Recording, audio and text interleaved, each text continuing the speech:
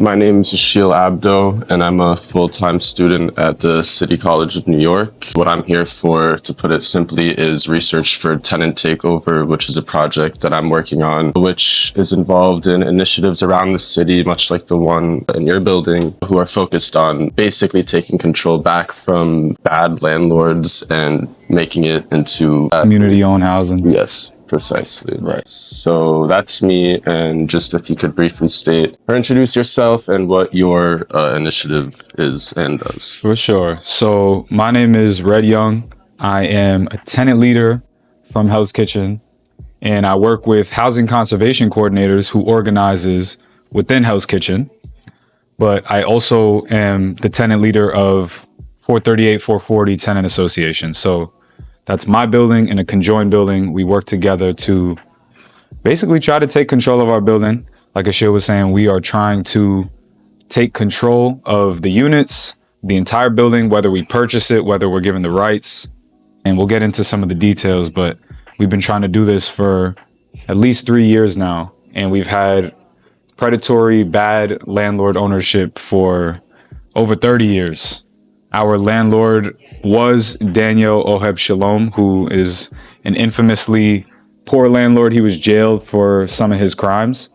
One of the first landlords to ever be jailed for not long enough. Yeah, not long enough, just for a few months. And he's back out there doing this type of stuff. So we're trying to take control over our building from our current landlords, who is not Ohebshalom. They don't want the building either. So we are the rightful inheritors of the building. All right. So with that, I'll jump into my first question for you. And you touched on it briefly at the rally, but I just wanted to ask myself, what does it mean for you to be native to a community, and why is that so important, especially in one like Hell's Kitchen? It's a wonderful question, because that is why I do everything that I do. It means the most for me to represent my community, which is, it's like several rings of a community. There's my building, which is mostly people that I've grown up with from the time I was a kid. Most of those tenants have been there from the time I was a child. And then there's the broader Hell's Kitchen community, which is super special to me. It's a very unique place to be from. As you know, there's Times Square, there's 8th Avenue, all the restaurants on 9th, all the theaters. It's just a real special place. So it means a lot to represent that, because a lot of people don't represent it. Like when I tell people where I'm from, they're like, Hell's Kitchen. Why would you live here? Yeah, they're like, how is that even possible? Mm-hmm. I never met anyone that's from there. And it's like, well, that's kind of cool, because now I feel like I can be one of the first people to tell the story of this place that is very unique and special. All right, thank you. And I guess a follow-up to that for that would be, why are those reasons so important for buildings like yours and others around the city to not give in to scum lords like Ohebshalom and other like giant corporation like entity, land, whatever? So those corporate landlords and private equity ownership firms don't have an identity outside of generating profit for the firm. They are purely capitalistic machines that just dominate and consume real estate and see people as profit rather than people. Buildings like mine are very fortunate and almost privileged to have the identity that they do, because a lot of places across New York just don't have that. Yeah. Because people move in and out. Market rate apartments make it so that only the most afforded can live in most of New York. But buildings like mine have connection, we have history, and we have a purpose. We're fighting for something. So that gives us motivation every day, and it makes it so that we have a clear identity, a sense of self as a community, which is so important for people and for communities. No, that is important, because I definitely have friends who don't even know their neighbors across the hall, and it's like, yeah, like, what are we really doing in New York if we're not trying to build community and be a part of something bigger? I think New York used to be a very community-based city, and then it translated into just kind of like a place to work. to labor and to experience the city. But what is the experience if it's not other people? If you can't do things with those people, and if you don't know where you belong, you know, like you don't have to know everybody in New York. It's like you want to find your little corner that you actually belong. And if that's your home, then you're blessed. Yep, I agree. All right, so my next question. So in this initiative, you said 3 years. So I guess I was going to ask, how far along is your building in the fight for liberation? But how much longer do you think you have to go? So I'll have to give a lot of context for this question because it's a complicated answer that I wish I had some sense of grounding in. We are currently, I would say, in the middle of the process. Okay.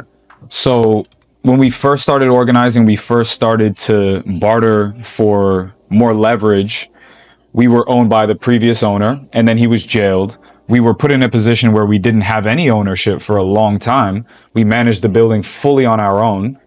And then it was taken over by a private equity firm who somewhat manages the building now, but is mostly absent. So what that firm has to do is make hundreds of repairs on the building, on the different apartments before they can put it back up for sale. So what we're trying to do is intervene and block that process of them selling it to someone else using TOPA legislation, TOPA is the Tenant Opportunity to Purchase Act. It would allow tenants like us to purchase their building if the landlord's selling it. Okay.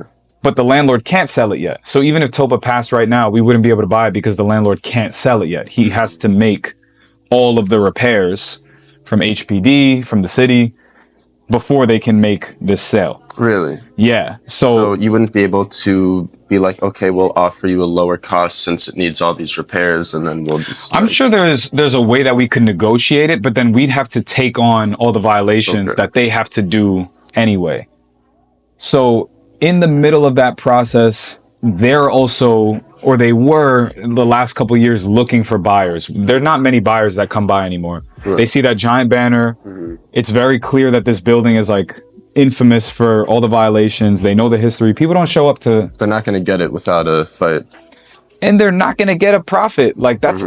People don't want to buy buildings in New York anymore to like run a solid business. They just want to cop it to flip it like you would with any other asset. But this is where people live. So it's not... You know, that's why it's so scummy.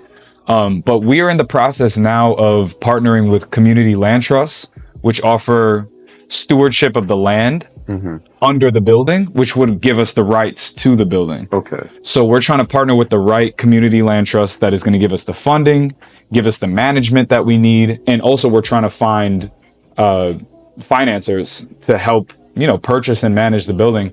It's a really expensive process. We're about $1 million behind what we'd need versus what we have now if we were to be able to purchase and manage the building. Okay. So we got a ways to go, but the landlord, the current ownership, has a long way to go before they can flip it as well. So we're kind of in limbo, but I really have a lot of confidence in where we're at. Okay.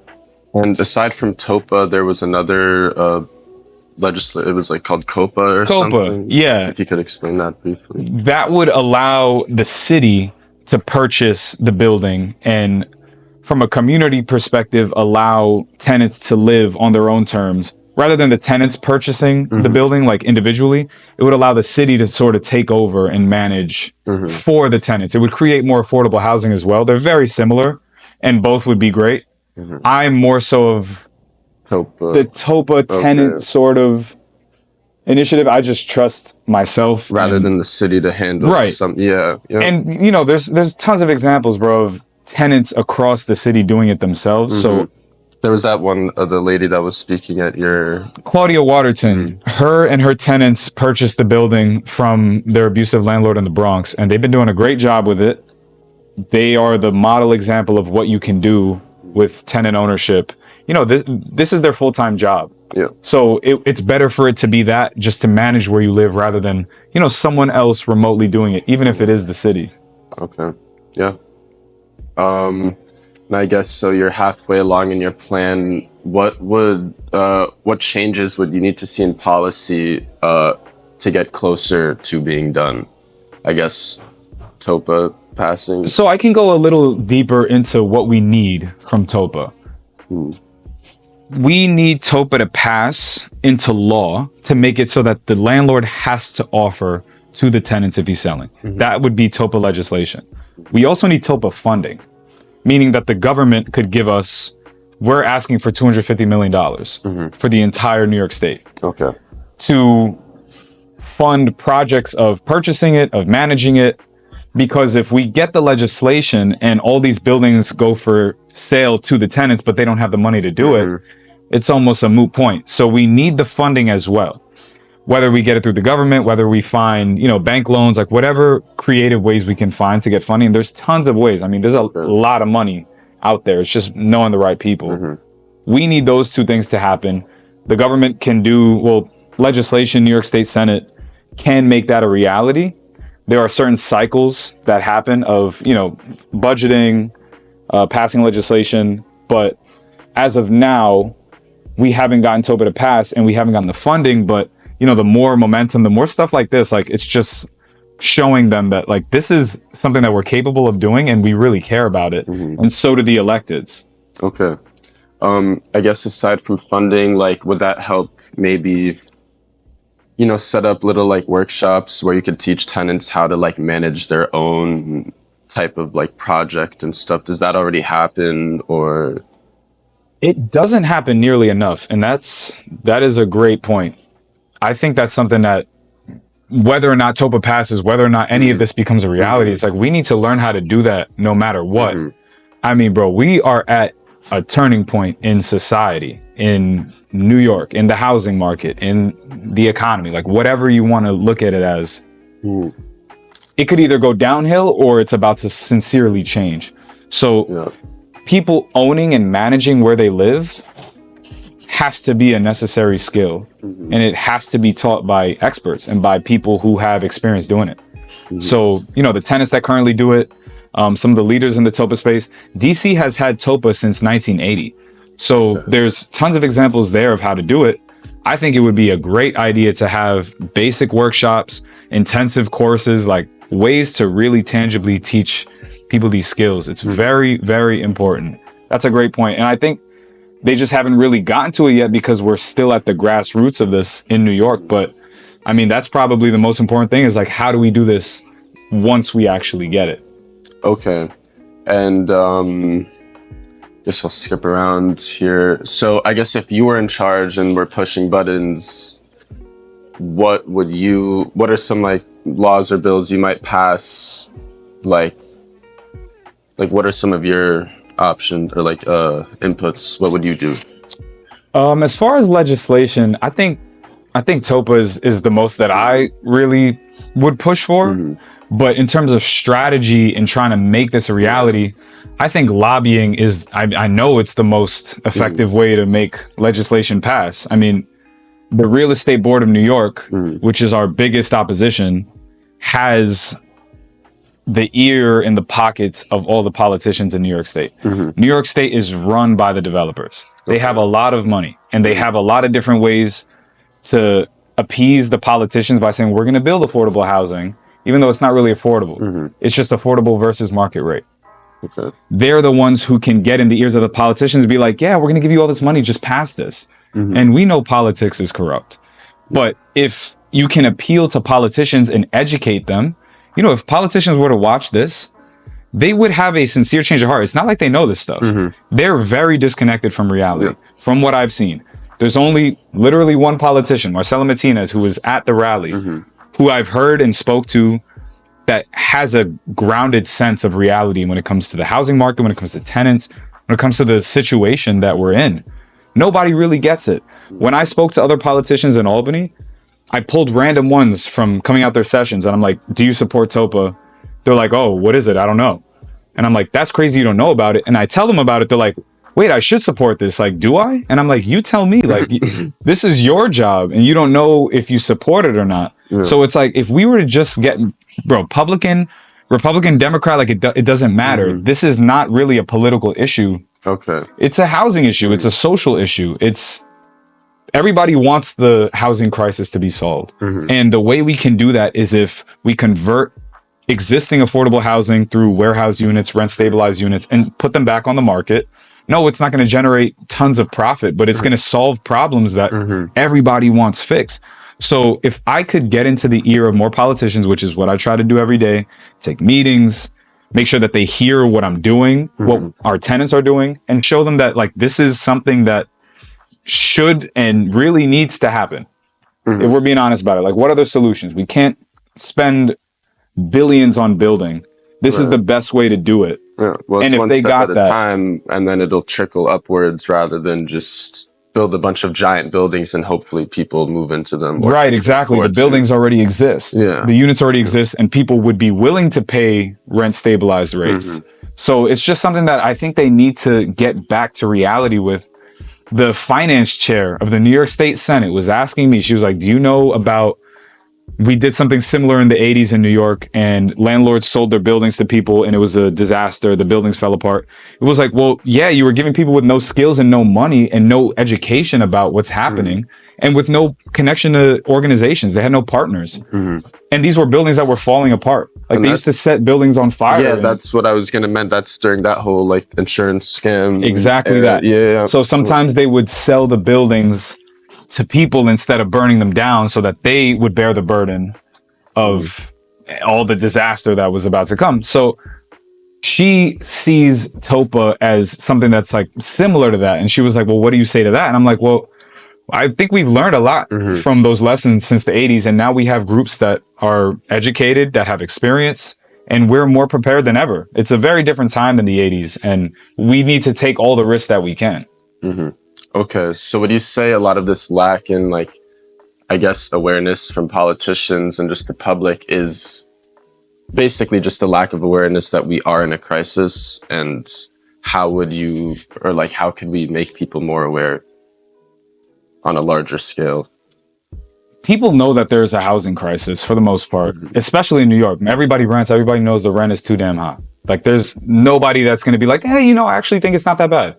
Everybody knows. But the problem is there's 1,000, and that's probably underselling it, like different crises around the world. And in New York, there's just so much chaos. People are distracted.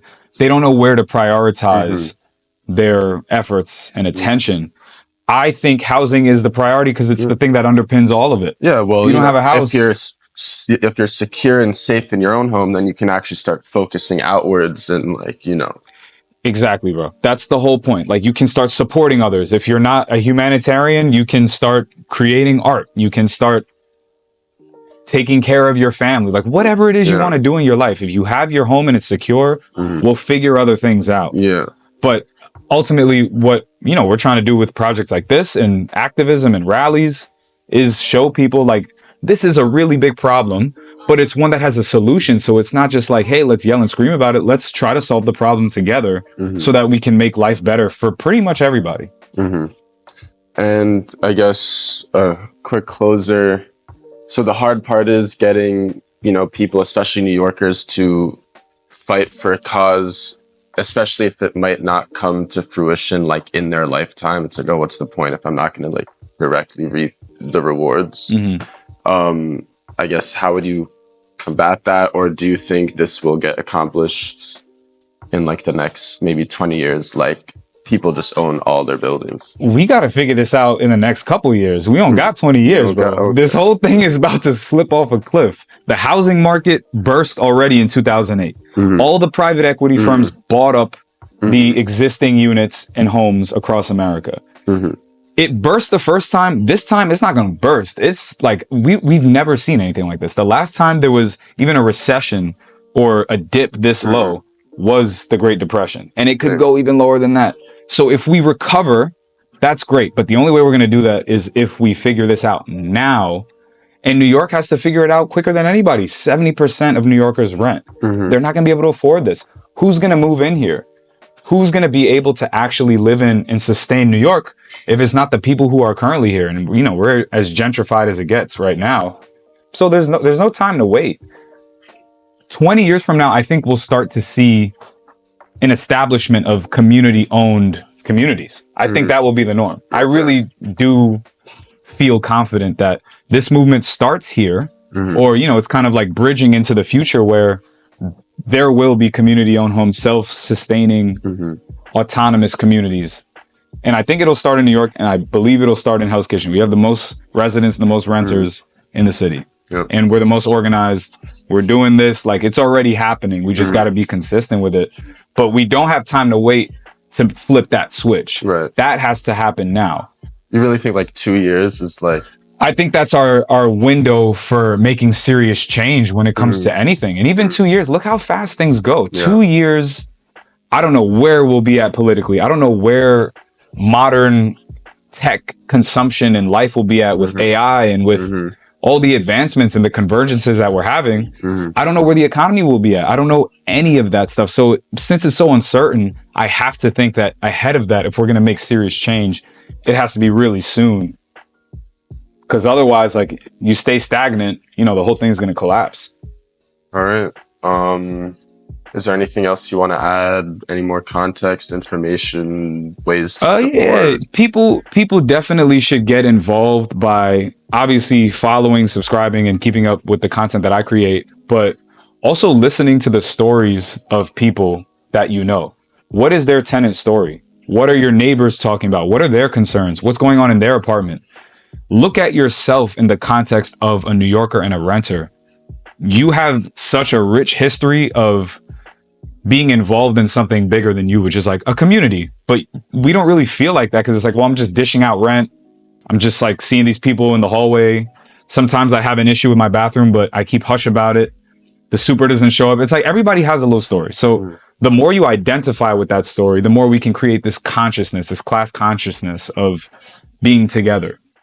And then from there, we can obviously lobby for TOPA legislation, speak to your council person, speak to your local electeds, tell them that this is an issue that you care about, you know, all across the country. Like, people are like, how can I get involved? It's like, well, you need to start with you. This is grassroots organizing. You got to start with you and your neighbors. Like, you got to start with the switch in your mind of like, I am not an individual. I'm part of a community. And if it's not really there, you need to create it. That's the number one way that I think long term will have serious change, is if people change their mindset about being a renter. All right. I guess that's it for me.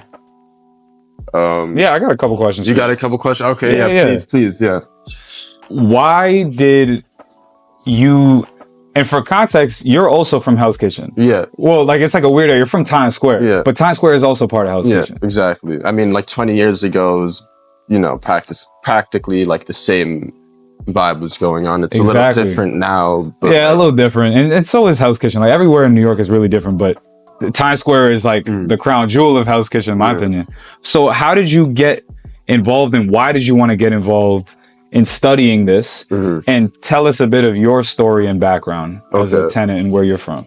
Well, my late uncle lived in the building I live in now in the 90s, and he passed away during AIDS. But around then is when my father moved in to kind of just be with him, and he was in Iran at the time, came back to America for his brother. His brother passed. Now my dad lives in this apartment, and where I was born in 2003, and I've been ever since. My story and why I got into this is because, well, I study poli-sci and international relations. So I took this class on basically just how to conduct like field study, like research, and just like on the ground like things, rather than just like analyze like articles all day and like whatever. And I think that's important. And my father's a journalist also, so these things are important to me.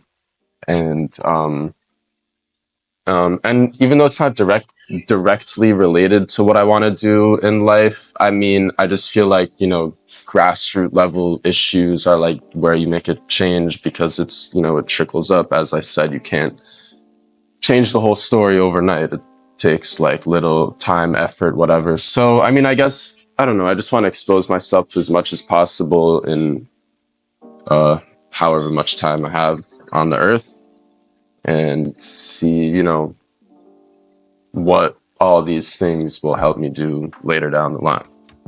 So good stuff. What do you envision, or what is like some of your dreams for housing in general in New York? Like, if you had to really dream big, what would it look like? What would be your role in it? What do you envision? I mean, I've never thought about these things until literally like when I came back from winter break and started taking these classes, and I was like, damn, because I mean, for me, housing hasn't ever really been an issue because, you know, we have like good family connections to the landlord because of my uncle and my father. And so it's just kind of like we've got a good gig going on. So I've never been exposed to like, damn, like, you know, I always knew it was bad, but I was like, you know, I was never really in tune. So, I mean, but once I started, especially after the rally, and I'm like hearing about, like, that was the first time I heard about TOPA and COPA. Like, I didn't know what it was. And I was like, oh, wait, this actually, you know, is really good point. And my teacher at school, who, like, the professor for the class, works with the East Community Land Trust over in East New York. So I was like, oh, like, yeah, community or like tenant-owned housing, like, that makes way more sense than there just being like a private equity firm or like an independent landlord who doesn't even live there, like owning the building. Right. And So, it's so interesting that you don't have a negative experience, and it's like that should kind of be the standard. Like you have a personal relationship and your family has a personal relationship with the landlord. It's like, well, if that were the standard, we wouldn't be here. Exactly. And the future could look a lot more like that, which is like, well, if someone is kind of serving their tenants, that's a lot more ideal of a situation than what we're in now. Yeah. So, you know, it's just, that's kind of what we're looking towards is people directly involved with their landlords or whatever the equivalent will be, so that, you know, there's like a harmonious relationship. Right. I mean, and yeah, even the word landlord, it's like you are the lord of the land that you own. Yeah, it's like you don't, medieval. It's like you don't want like I mean, like, you know, you don't want to have bad land. Like, you want your land to be good, and you want to be like a good land. Yeah. You know, like, so I don't. It's like simple enough, but we're still here. Yeah. Yeah. But yeah, that's what I had. I appreciate the interview, bro. These are good questions. Yeah, bro. I mean, you know, I put it together not on the fly, but you know, I already like knew kind of what I wanted to ask. So like, you know, that was that. And thank you for asking me about why I did this, because I really didn't know the answer. Like, I do know the answer, and just to be like, you know, a good human being to other people, like, that's what it is. And learning too. There's so much cool stuff in this world, bro. Yeah. There's a lot of people to meet. Like the tenant stories are my favorite. Like just talking to people about, you know, not just the negative stuff, but you know, I've been living here for like 50 years. Like that's crazy. Yeah. No. Yeah. Seriously. Yeah. Yeah. So it's all cool stuff, and I really appreciate you being a part of this too. And I'm sure you'll have. And thank you for sitting and speaking with me. Yeah, of course. And, you know, letting me learn about all this and helping me with my school assignment. Yeah, absolutely, bro. So, and I'm sure I'll do something else with this too. Good stuff. Really good stuff.